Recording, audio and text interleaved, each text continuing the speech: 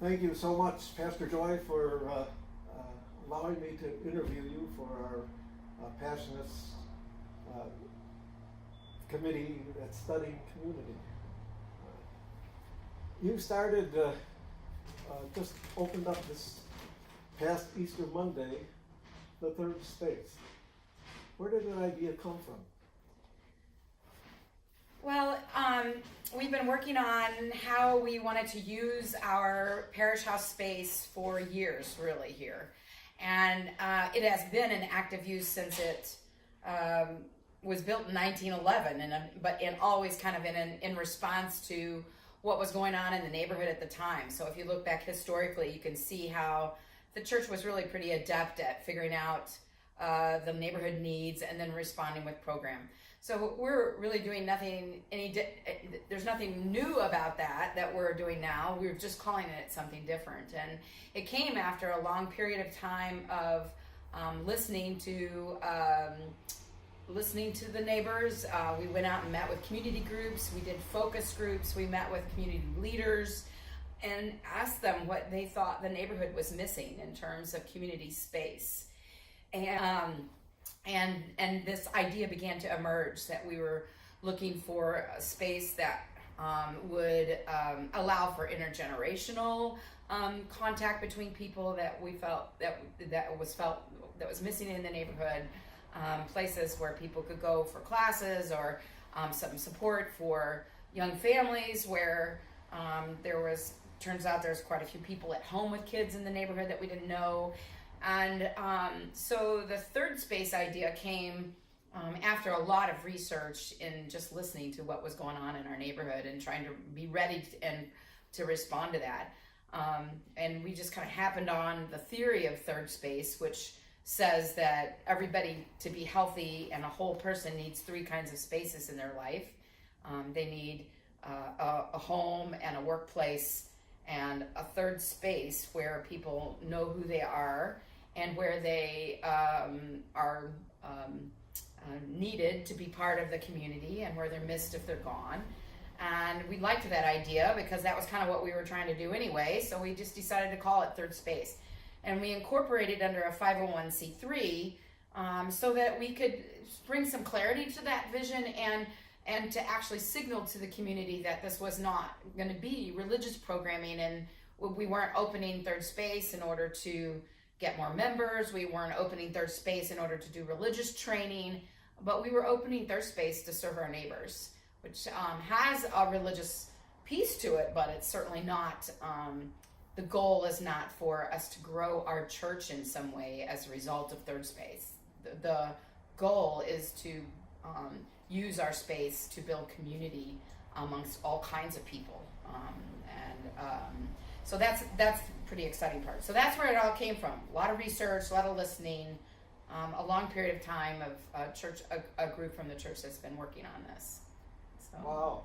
So you just opened up Easter Monday, which was 2 days ago, and Easter Sunday. Mm-hmm. But you've been at this for some time now. What can you kind of sum up your experience thus far? Well, yeah, and I guess you could call it kind of a soft open on Monday.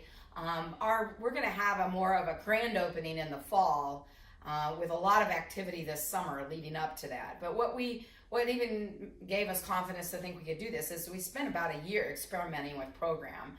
And we had classes for all ages. We had little kids in here with their caretakers doing art and music. We had kids after school coming. We had a program for seniors, art classes for seniors. We already have a number of things happening for seniors. You know about that. And exercise classes and book studies and storytelling and all centering around the lunch. So anyway, we did this a year of kind of experimentation to see, one, was it financially feasible for us to do it? We think we figured out how to do that. And two, would people even come to a church for programming like that? And our classes were always filled, and so it felt like that gave us confidence to go ahead.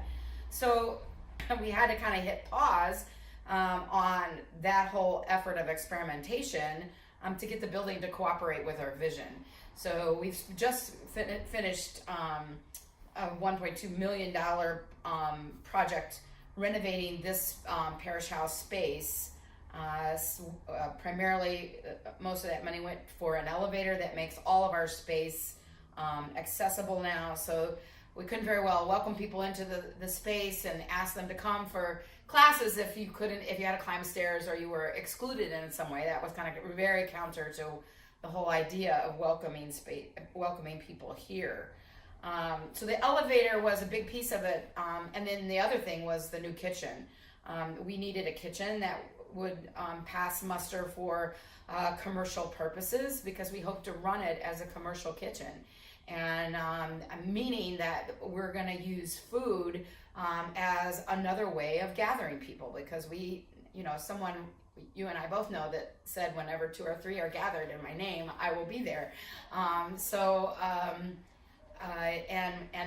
he said that at table. So I think the idea of food being a draw is really important, because one of the other things our research sort of showed us is that there's tons of people in our neighborhood who are really living very anonymous lives, who never eat a meal with anybody, and who either have to eat out, or they're not going to fix a meal for themselves, or they're maybe getting Meals on Wheels and just staying in their apartments. And that need was raised by multiple people, and certainly community leaders, who said their concern was isolation for people in our neighborhood who, you live in a city as big as Chicago, you can live anonymously very easily, but it's a painful life. And so our hope is, with offering food to draw people in for a meal, then that exposes them to all the other stuff that's happening, and the community building just gets deeper and deeper as a result of that. So so the opening that you talked about on Easter Sunday was the end of our construction, and now we're ready to really start putting our efforts into developing the program. And we hope to hire a director for that program in the next few months, who will work at making all of our space full with activity, and we'll bring back the things that we had done, and add more things, and again listen to what people would like to have happen.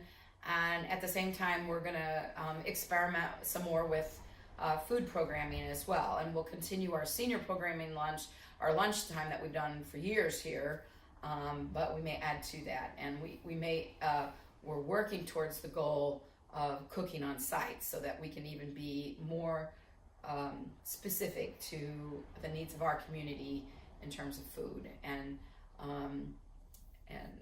I don't know, the sky's the limit on that piece, but I find that the food ministry piece of it is going to be really fun, because you get to feed people good food, and you know that it's feeding their whole person, not just their body. So when I get to watch you guys having lunch at the lunch bunch right now, and the laughter is just like all through the building, and I'm thinking like, okay, yeah, that's just what we're doing. That's what we that's our hope, is that people come here and make friends, and are not just living lonesome lives.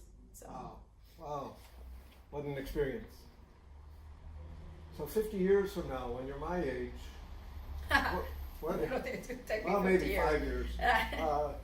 What do you envision happening here? A building that never sleeps. It already is kind of that way, because in addition to the program efforts that we're getting ready to try to start, we already offer our space for all kinds of support groups, and Chicago Games Chorus practices here and uses this space like their own. So I think, I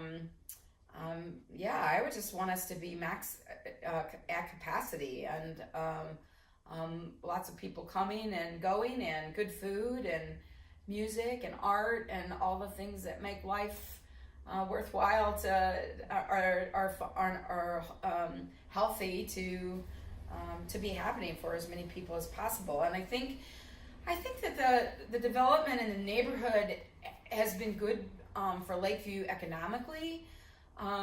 but I wonder what the long impact will be on us as a community. And so I want there to be spaces where people can come and talk about issues and be able to be known and recognized and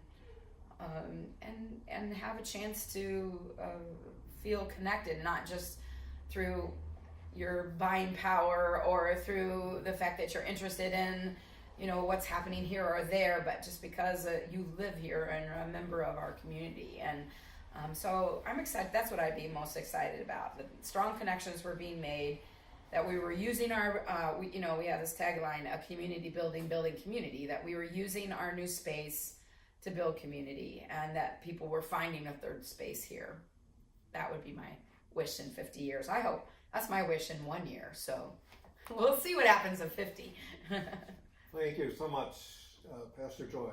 I love your building community. Just a community building community. Building community. Yeah.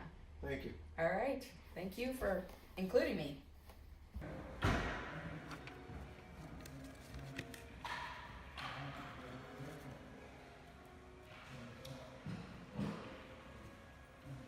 Brother Dave. How you doing? What's one of those Catholic pews? I mean, those things are. You got like, a deal at home. Really? They're like hardwired. You might kick them and break something. So it's all right if I include you in this video that I'm taking? You taking a video of me? I don't know.